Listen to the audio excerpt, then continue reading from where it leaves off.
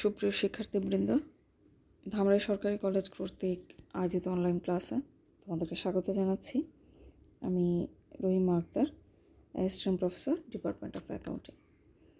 হিসাব বিজ্ঞান বিভাগের অনার্স দ্বিতীয় বর্ষের শিক্ষার্থীদের জন্য আজকে বিজনেস স্ট্যাটিস্টিক্সের এই ক্লাসে আমরা প্রবাবিলিটি নিয়ে কথা বলব। প্রবাবিলিটি নিয়ে ইতিমধ্যে কয়েকটি ক্লাস তোমাদের হয়ে গেছে।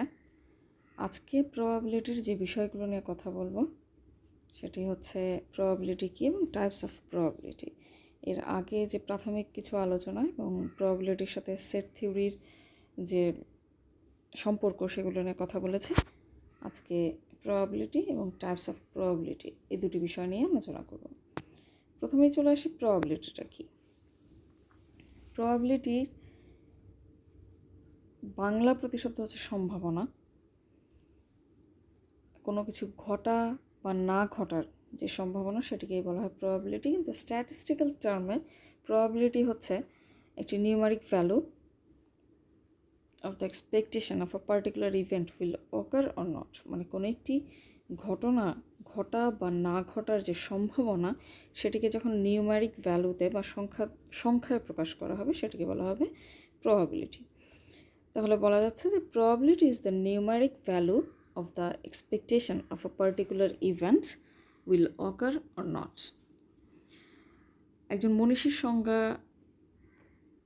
তোমাদের জন্য এখানে উল্লেখ করেছি, সেটি হচ্ছে probability is the ratio of favorable events to a total number of equally likely events.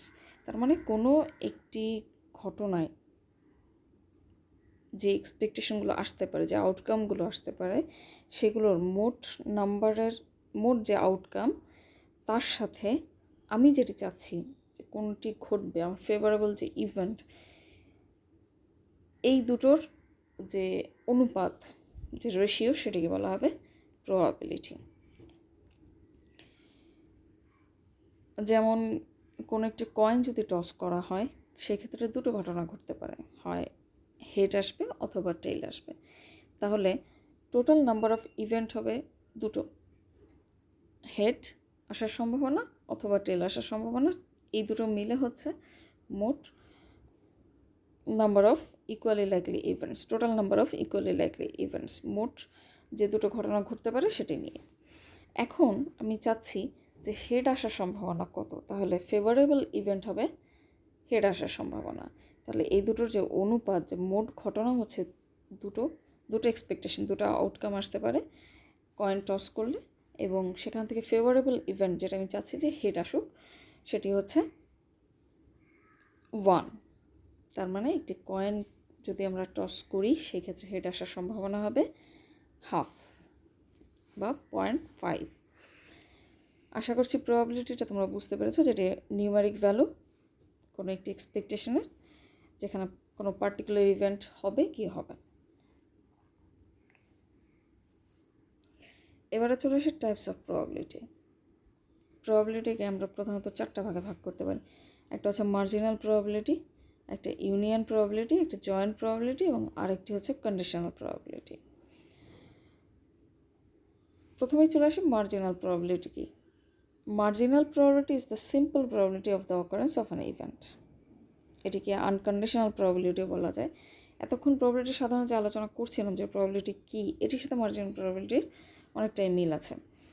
Marginal প্রবাবিলিটিকে পিই এটি দিয়ে ডেনোট করা হয়। যে উদাহরণটা ইতিমধ্যে দিয়েছি, যে for example in a fair coin tossing experiment the probability of obtaining a head or a tail is always equal to 0.5. That means marginal প্রবাবিলিটিও হচ্ছে সেই রেশিওটা যেটা হচ্ছে টোটাল নাম্বার অফ আউটকাম এবং ফেভারেবল ইভেন্টস, এই দুটোর যে রেশিও সেটি। ইতিমধ্যে ফেয়ার কয়েন টসিংয়ের এক্সপেরিমেন্টের যে প্রবাবিলিটি সেটি বর্ণনা করেছি, এখানেও সেই এক্সাম্পলটি দেওয়া আছে। Symbolically we can say that PH, probability of H, that means head পাওয়ার সম্ভাবনা হচ্ছে 0.5 অ্যান্ড প্রবাবিলিটি অফ টেইল পাওয়ার সম্ভাবনা হচ্ছে 0.5। তাহলে মার্জিনাল প্রবাবিলিটিকে যেহেতু PE দিয়ে ডেনোট করি আমরা, সেই ক্ষেত্রে এটিকে বলতে পারি m/n। যখন n is the total number, n denotes the total number of possible outcomes and m is the total number of favorable cases। যেটি বলেছিলাম যে মোট যে দুটো ঘটনা আছে কয়েন টসিংয়ে, যে হেড বা টেইল এবং আসার সম্ভাবনা 2, আর ফেভারেবল আউটকাম হচ্ছে 1 যদি আমরা হেড আসার সম্ভাবনাকে চিন্তা করি। সেই ক্ষেত্রে m/n ইকুয়ালস 1/2 ইকুয়ালস 0.5। আশা করছি মার্জিনাল প্রবাবিলিটি সম্পর্কে তোমাদের ধারণা সুস্পষ্ট হয়েছে। এবার চলে আসি ইউনিয়ন প্রবাবিলিটি। Marginal probability ছিল first type of probability, then the second probability is union probability. It is the probability of occurring an event or another or both. এটি এমন একটি probability যেখানে দুটো ঘটনা যদি থাকে, সেক্ষেত্রে দুটো ঘটনা যে কোনো একটি আলাদা আলাদাভাবে ঘটতে পারে অথবা দুটোই ঘটতে পারে। এটিও ডেনোট করা হবে P/A ইউনিয়ন B দিয়ে, যেটি বলেছিলাম যে প্রবাবিলিটির সাথে সেট থিওরি কিছু বিষয় মিল আছে এবং যেগুলো নিয়ে আগের ক্লাসগুলোতে আলোচনা করেছি। Union probability is the probability of occurring one event or another or both. তার মানে দুটো ঘটনা যদি থাকে, একটিকে আমরা ধরলাম A এবং আরেকটিকে ধরলাম হচ্ছে B, সেই ক্ষেত্রে ইউনিয়ন প্রবাবিলিটি হবে probability of A union B। মানে A হতে পারে, Bও হতে পারে এবং দুটো একসাথেও হতে পারে। এবারে চলে যাচ্ছি পরের প্রবাবিলিটিতে, যেটি বলবো জয়েন্ট প্রবাবিলিটি।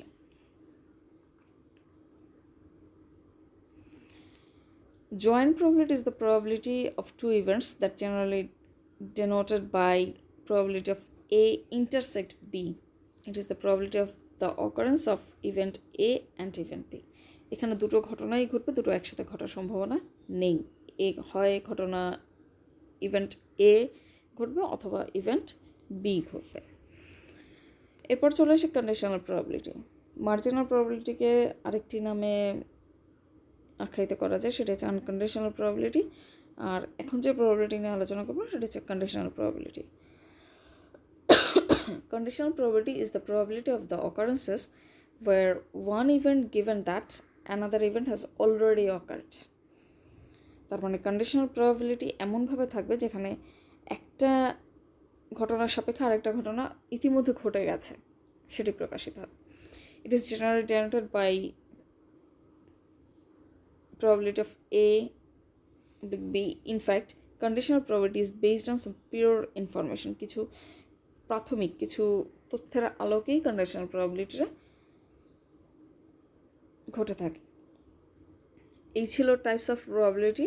এরপরে প্রবাবিলিটির আরও কিছু ম্যাথমেটিক্যাল টার্মস এবং কিছু বেসিক বিষয় নিয়ে আবারও কথা বলবো, যেগুলো ইতিমধ্যে বিভিন্ন সময় বলেছি, তারপরেও আবার ম্যাথমেটিক্যাল যে ক্যালকুলেশনগুলো প্রবাবিলিটির আছে সেগুলো নিয়ে পরবর্তী ক্লাসে আলোচনা করব। আজকের ক্লাসে এই পর্যন্তই। আশা করছি প্রবাবিলিটি সম্পর্কে তোমাদের ধারণা সুস্পষ্ট হয়েছে এবং প্রবাবিলিটির যে বিভিন্ন ধরন, 4 ধরনের যে প্রবাবিলিটি নিয়ে আলোচনা করলাম, প্রবাবিলিটির এই ক্লাসিফিকেশন সম্পর্কে তোমাদের ধারণা সুস্পষ্ট হয়েছে। পরবর্তী ক্লাসে প্রবাবিলিটির অন্যান্য বিষয় নিয়ে আবারও দেখা হবে। আজকে এই পর্যন্তই। সে পর্যন্ত সবাই ভালো থেকো, নিরাপদে থেকো। সবার জন্য শুভকামনা। সবাইকে ধন্যবাদ জানিয়ে আজকের ক্লাস এখানে শেষ করছি। Thank you all.